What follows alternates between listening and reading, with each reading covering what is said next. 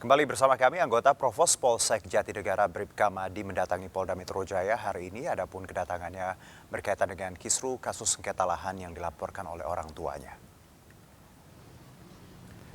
Hari ini Bribka Madi mendatangi Direktorat Reserse Kriminal Umum Polda Metro Jaya didampingi istri dan adiknya. Ia datang untuk memenuhi panggilan Polda Metro Jaya guna menemukan kejelasan atas dugaan pemerasan oleh oknum kepolisian.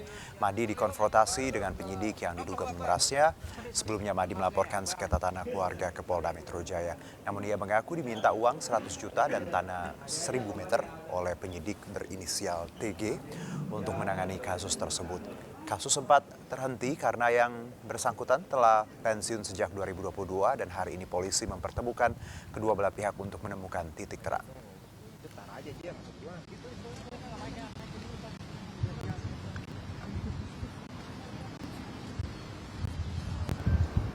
Mungkin media sudah paham.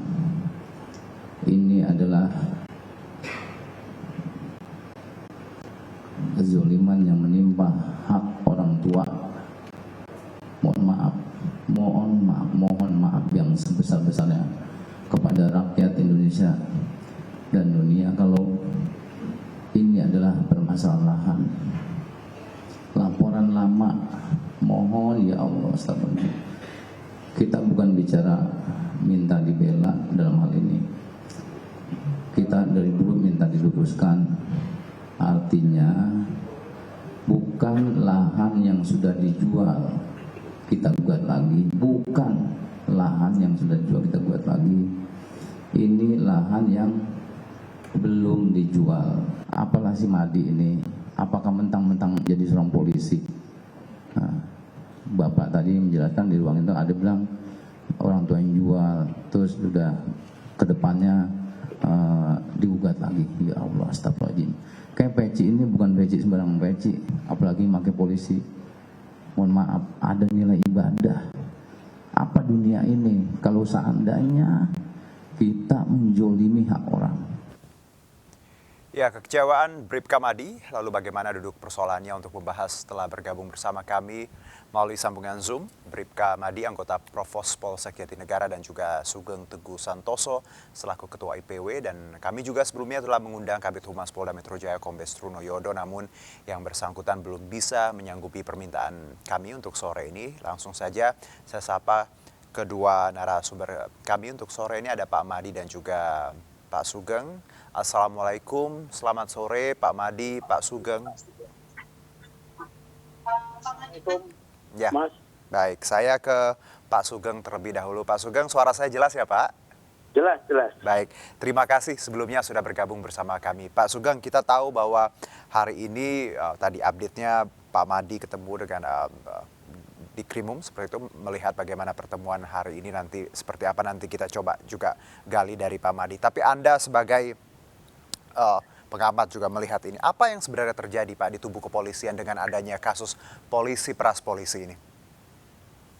Dari sisi publik ya, Ya. masyarakat, ini kan menjadi terkonfirmasi ya, bahwa layanan penegakan hukum oleh Polri, khususnya di dalam penegakan oleh reserse, banyak oknum-oknum yang memang menyalahgunakan kewenangan. Kompolnas dan juga IPW 90% pengaduan kepada Kompolnas dan juga IPW juga ya, itu mengenai proses di penyelidikan dan penyidikan. Masyarakat kecewa. Baik. Itu masyarakat ya. Sekarang kan fenomenanya ini polisi ya. Itu yang pertama. Yang kedua kemudian ada soal pelanggaran kode etik. Ya, kalau Pak Mahdi ini sudah 11 tahun memperjuangkan haknya, kemudian dia mentok sana, mentok sini, kecewa, tidak ada jalan, prosedur yang ditempuh kemudian macet. Saya pikir cara yang ditempuhnya dia adalah cara mencari keadilan. Oke. Masih lebih bagus ya yang dilakukannya daripada tindakannya Sambo. Kecewa nembak orang, ya. Ya kan begitu. Kalau Pak Madi kan cuma protes nih, ya terbuka. Karena jalan prosedural tertutup. Karena diduga penyalahgunaan kewenangan, meminta uang, ya. Jadi seperti itu loh. Baik. Nah, satu hal lagi nih ya, tadi kan Pak Kabid Humas menyatakan, menurut saya ketika Pak Kabid Humas menyatakan tidak ada unsur melawan hukum dalam laporannya Bribka Madi, itu menurut saya kebablasan ya. Kebablasannya kenapa? Itu kan bagian daripada penyidikan yang tidak boleh dibuka. Kalaupun benar ada, ya. Oke. Apalagi Madi tadi membantah. Jadi keterangan Pak Kabid Humas mengesankan membela daripada terlapor. Harusnya 11 tahun itu kalau penyelidikannya profesional, itu dihentikan kasusnya, ya, atau dilanjutkan P21. Itu baru namanya profesional. 11 tahun seperti ini menggantung, ini menjadi masalah ini. Iya. Ya. Ini juga Jadi kaitannya, begitu loh. ya Pak Sugeng, Iya. bahwa tidak ada batas waktu Pak dalam pelaporan. Ini juga jadi masalah bagaimana. Tidak ada. Iya, ya. harusnya nanti ya dari berkaca dari kasus ini ada perkap lah paling tidak ya Pak terkait batas waktu pelaporan, penyidikan karena Iya, takutnya memang tadi agak sulit transaksional juga, Pak ya. Iya, agak Oke. sulit juga memang kalau diberi batas waktu ya. Baik. Saya Tetapi ada porsi-porsinya lah. Pak Kabid Humas itu mengesankan membela si pengembang ya. Kalau saya lihat gitu Baik. ya. Saya ke Pak Madi. Pak Madi, Assalamualaikum. Selamat sore Pak dengan Herjuno Pak. Waalaikumsalam warahmatullahi wabarakatuh. Ya Allah, alhamdulillah, alhamdulillah ya Allah. Baik. Terima kasih. Pak Madi, sehat ya? Ya. Alhamdulillah ya. Alhamdulillah, Pak, walafiat. alhamdulillah. Iya, kita akan mengawal kasus ini, akan melihat bagaimana Amin. perkembangannya. Tentunya kita Amin, ya mengharapkan Allah. keadilan untuk Pak Madi dan Amin, banyak ya Allah. pihak. Amin, Pak ya Madi, Allah. kalau bicara mengenai pertemuan tadi dengan Polda Siap. Metro Jaya, ada update Siap. seperti apa Pak pertemuan tadi Pak? Ya Allah, astagfirullahaladzim. Assalamualaikum warahmatullahi wabarakatuh. Waalaikumsalam. Nah, Mohon maaf, ya Allah, astagfirullahaladzim. Kecewa, baik. Kecewa, nangis aneh, ya Allah, astagfirullahaladzim. Kenapa pihak kepolisian seperti itu ya? Lagi-lagi, mohon maaf. Lagi-lagi, astagfirullahaladzim. Aneh harus ngomong apa ya? Tadi yang udah aneh gamblangkan. Ini, coba bayangkan Pak. Ini kan surat pernyataan dari pihak yang nempatin bahwa beli dengan calo boneng. Nih, dengan calo nih. Nih, tuh. Ini jelas nih, yang buat adalah yang nempatin. Karena tanah murah. Coba. Tanah murah, dibeli. Nah, yang keduanya ini. Ini surat keterangan tidak sengketa, coba. Ini buatkan Pak Lurah tuh, coba. Ada tuh, stempel lurahnya semua tuh. Ada, coba. Yang ketiganya nih. Nih, coba nih. Ini surat pernyataan yang aneh sanggah. Ini surat pernyataan. Ini yang aneh punya nih. Aneh ketemukan, ini kan tua tuh. Tua. Asli si Madi ini nggak mungkin menjolimi. Makanya aneh bilang, ya Allah, astagfirullahaladzim. Aneh ini bukan tanah dijual. Nya itu belum menasai duitnya, coba. Nya mau pengen pergi hajinya tuh. Udah 99 tahun. Aneh tadi aneh cuci kakinya, aneh minum, nggak palak atau dibilang orang jorok, aneh minta berkahnya. Coba bayangkan. Pak Madi. Ini surat, iya. Suratnya ya kita tahu tadi Anda menunjukkan banyak surat terkait calo, Iya, surat banyak banget sengketa. surat, Tapi Pak Madi, kalau bicara tadi pertemuan ya Pak Madi, ada titik terang tadi atau apa yang membuat Anda kecewa dan sampai tadi istighfar berkali-kali? Ada pernyataan apa? Ada diskusi apa yang membuat Anda kecewa di dalam? Di situ ada kesan pembelaan. Baik. Ternyata terulang kembali. Makanya waktu itu aneh mau dikonfrontir konfrontir lah di pihak kelurahan, aneh nggak percaya dengan pihak kelurahan. Kenapa? Rekel dan Kasipemnya mengatakan Pak Madi terlalu dini melaporkan CMH sebagai penyerobot tanah. Loh, ada kepentingan apa? Makanya tadi aneh jabarkan dari A sampai Z. Kayak Victor Ciloho itu katanya tanahnya dipasang pelang. Loh, dia beli tahun 90 100 meter. 100 meter terus sampai 2000 yang sebelum aneh laporan ke Polda itu jumlahnya 125. Itu kan pernah mau mengembalikan, menantunya pernah mau mengembalikan, terus Bu Sola juga pernah mau mengembalikan, datang ke rumah pada saat itu katanya ada program PTSL. Dia minta tanda tangan dulu, minta tangan lebih dahulu baru nanti duitnya ke belakang. Ya nggak bisa lah, nggak bisa. Ya Allah, astagfirullah. Gimana bingung sama penyidik polisi juga tadi aneh kecewa dan kecewa. Pak Madi tadi ketemu dengan oknum yang sempat memeras, saya dengar. Nggak ketemu. Oh, tidak bertemu Pak ya? Katanya disebutkan kan harusnya bertemu hari ini. Nggak ada pertemuan, itu keliru. Makanya waktu itu dua hari yang lalu pernah Andi ketemuin. beliau mengakui atas ketidakprofesionalan kerja, cuma itu. Baik. Nah kita mau debat akhirnya dari keluar nggak apa-apa lah, nggak apa-apa, aneh nggak masalah. Makanya aneh bilang hari ini aneh bawa adik kandung kok begitu Bang Madi ya, kok kesannya ada pembelaan ya, biarin dah nggak apa-apa, biarin dah kita orang kecil, Oke. kita orang kecil ya beginilah nggak apa-apa, ibaratnya tetap dah kita berjuang. Makanya aneh bilang nggak sampai di sini aja, nggak sampai di sini. Walaupun tadi aneh nggak ada pendampingan ya, aneh cuma ini kayak bapak ini perjuangan di Kertasmaya Indramayu yang dulu dijolimi, karena nggak ada tempat tinggal, aneh bawa ke rumah, kita makan sama-sama, ibaratnya kayak tempat tinggal, sama-sama tadi mendampingi. Terus tadi ada istri, terus ada adik kandung, Bang Madi, ya Allah kok begitu Bang Madi, biarin dah, biarin. Baik. Biarin. Berarti Ini tadi dunia. Pak Madi secara tidak langsung pertemuannya agak merasa terintimidasi ya Pak ya dalam Ya diskusi itu. Allah, astagfirullahaladzim. Aneh bilang kalau baik. Tadi mohon maaf, agak menurut aneh sedikit netral lah dari pihak BPN tuh. Menerangkan bahwa tanah baru terjual 230 meter. Karena yang hilang itu kan 2.954 di Girik 815, Oke. yang jumlahnya 4.954. Yang dihibahkan 1989 itu 2.000 masih utuh sama abang, sekarang dikuasai buat empang, kontrakan sama Baik. bubuk. Baik, saya Coba. kembali ke Pak Sugeng. Sebentar ya Pak Madi, kita ke Pak Sugeng dulu. Siap. Pak Sugeng, Iya. kalau kita lihat bahwa harusnya tadi kita kepolisian bertindak tegas dan juga cepat karena kita fokus saja nih kepada istilahnya tadi polisi. The rest kasus yang lain bisa kita sejalan dengan penemuan ini kita bisa juga benahi.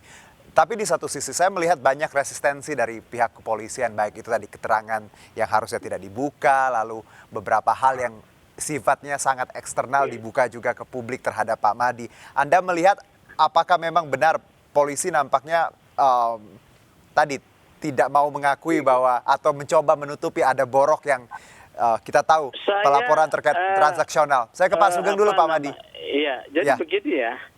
Kalau yang dihadapi itu masyarakat dengan polisi, ya kecenderungan masyarakat yang akan kemudian menjadi pihak yang dijolimi. Oke. Ketika polisinya kemudian yang ini pangkat rendah berhadapan pemilik modal, ini kan yang merasa dijolimi ini kan yang polisi pangkat rendah. Dan instansinya mengesankan tidak kemudian memberikan keadilan, nggak perlu membela ya. Oke. Memberikan keadilan ya. Kalau misalnya memberikan keadilan, itu begini loh. Ini perkara 11 tahun. Kalau memang tidak cukup bukti, tidak ada melawan hukum, sudah harus dihentikan jauh-jauh hari. Sehingga Pak Madi tidak terjadi peristiwa seperti ini. Dia bisa mengajukan gugatan pra-peradilan atau upaya hukum lain. Kemudian dibumbui dengan meminta uang. Penyidik kan tahu yang istilah penyidik itu yang memasak, dia yang mengelola fakta-fakta ya. Yang mengelola fakta-fakta. Dia tahu kalau dia minta uang ya, dia minta uang nih. Sebetulnya Pak Madi punya peluang ya. Punya peluang untuk mendapatkan keadilan. Sehingga polisi ini berani minta uang. Berani minta tanah gitu ya. Kalau misalnya dia tahu tidak ada peluang, itu dia bunuh diri namanya polisi itu ya. Oke. Nah ini ada dua indikasi yang saya tadi katakan. Tidak dihentikan 11 tahun, artinya perkara tersebut tetap terbuka ya. Kemudian kedua, oknum polisi ini meminta uang, dia tahu kasusnya mungkin kuat ya. Jadi ketika tidak dikasih uang, ya jadi prasangkanya karena nggak dikasih uang, kemudian kasusnya berlama-lama kan begitu. Ya. Jadi begitu. Dan dalam kasus penegakan hukum memang penyidik ini banyak yang mendapat komplain. Karena apa? Proses penyelidikan dan penyidikan itu tertutup. Hanya mereka yang tahu, hanya mereka, atasannya mungkin tidak tahu, hanya mereka dan Tuhan. Baik. Ya, si pelapor dan terlapor aja belum tentu tahu apa yang dia miliki. Nah, ini potensi bagi oknum penyidik menyalahgunakan kewenangannya. Baik. Gitu loh. Saya kembali ke Pak Madi. Pak Madi, terkait niat mundur jadi polisi ya Pak, bagaimana dengan ini? Apakah memang bertekad tetap mundur karena kecewa atau seperti apa tadi dari pertemuan juga disampaikan kah? Ya Allah, dari pertemuan tadi masalah pengunduran diri nggak disinggung. Baik. Cuma berkaitan dengan data. Data tadi kita kaget itu karena apa? Ada bentuk surat pernyataan seperti ini tuh. Surat pernyataan bahwa surat pernyataan seperti ini. Dia punya surat pernyataan seperti ini, katanya ahli waris sama almarhum memberikan tanah kepada yang namanya pihak calo. Masa 800 meter mudah banget, ya Allah. 5 meter aja kita berpikir memberikan tanah pada orang. Siapa sih dia tuh? Makanya aneh bilang, bingung jadi nih hukum yang gini, aneh bingung. Makanya bingung kenapa? KTP apa giring nggak berlaku lagi loh? Kenapa bank itu masih menerima pajak kita nih bank. Nih pajak nih dari bank nih.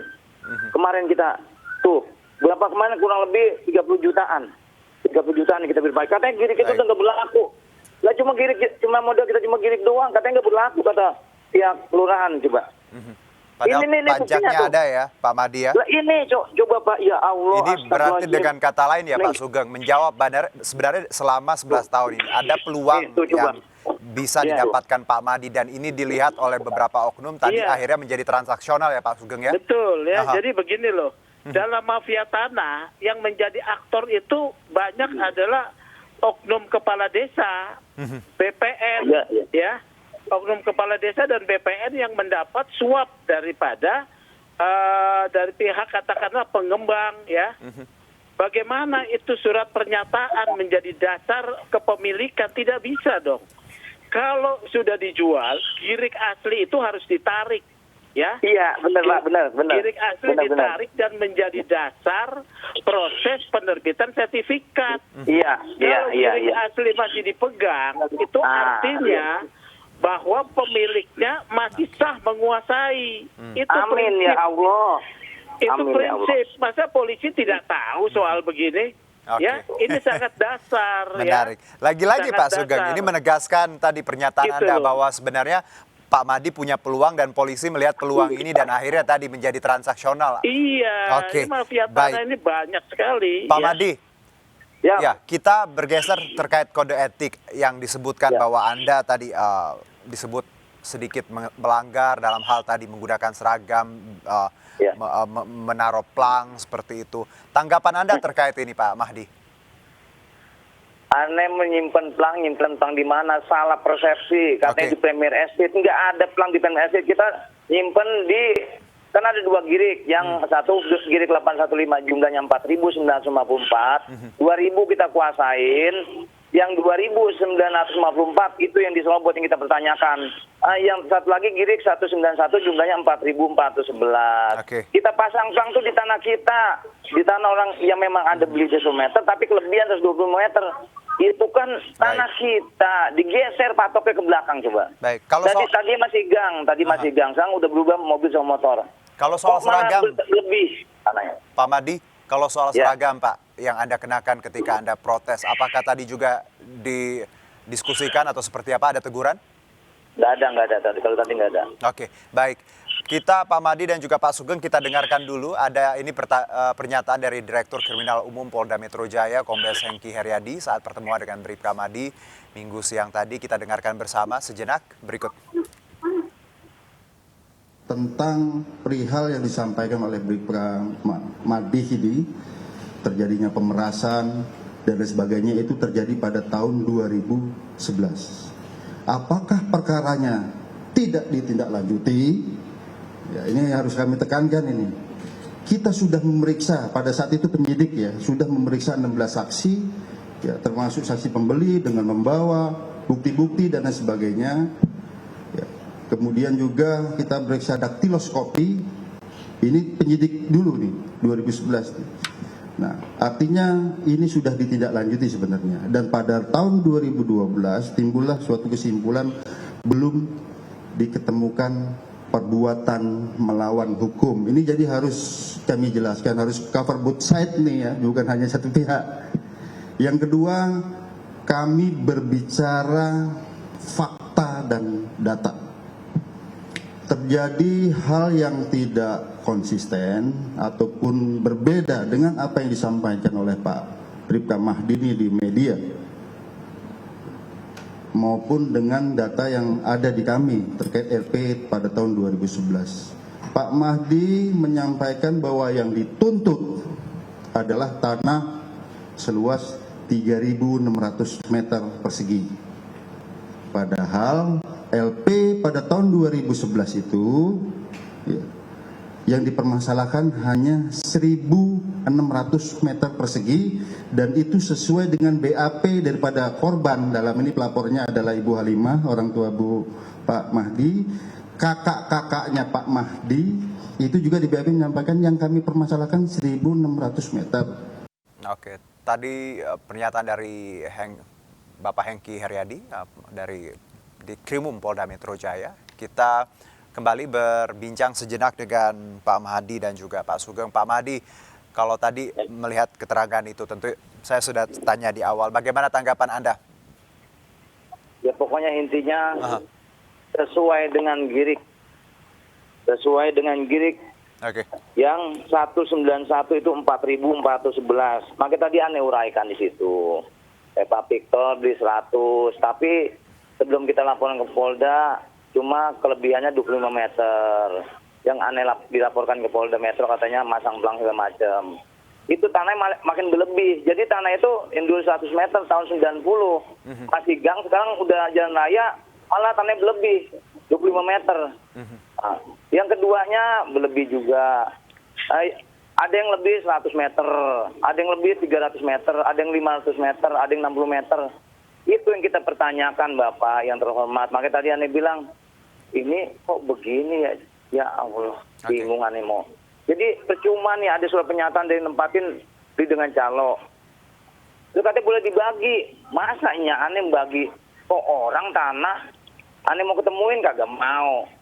Coba bayangkan. Oke, baik. Kecewa banget kok begini ya prosesnya ya hukumnya. Pak Sugeng, terakhir Pak Jadi, Sugeng, dari tanggapan tadi Kombes Hengki apa yang Iya, kita kan ingin tidak Anda tahu tanggap? faktanya Silakan. ya. Kita tidak tahu faktanya ya. Oke. Menurut saya Pak Mahdi perlu mendapatkan pendampingan hukum dari seorang advokat yang ahli ya, ahli dalam hal pertanahan. Bisa saja dulu ketika ibunya diperiksa itu banyak terjadi ya, Halo? Ya, silakan Pak. Ya, Pak. Banyak terjadi kalau tidak didampingi advokat, penyidik bisa mengarahkan sesuatu yang misleading ya. Kalau punya kepentingan, saya garis bawah ini ya. Di dalam pembuatan BAP bisa misleading.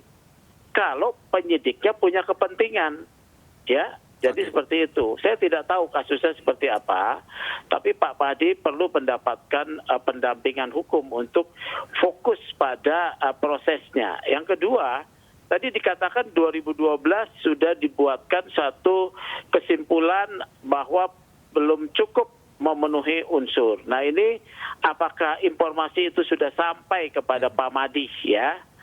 Apakah sudah sampai kepada pelapor ibunya itu? Dan apakah mereka memahami apa yang disampaikan tidak cukup bukti itu seperti apa? Ya ini kan perlu satu penjelasan sehingga tidak muncul masalah seperti sekarang. Baik.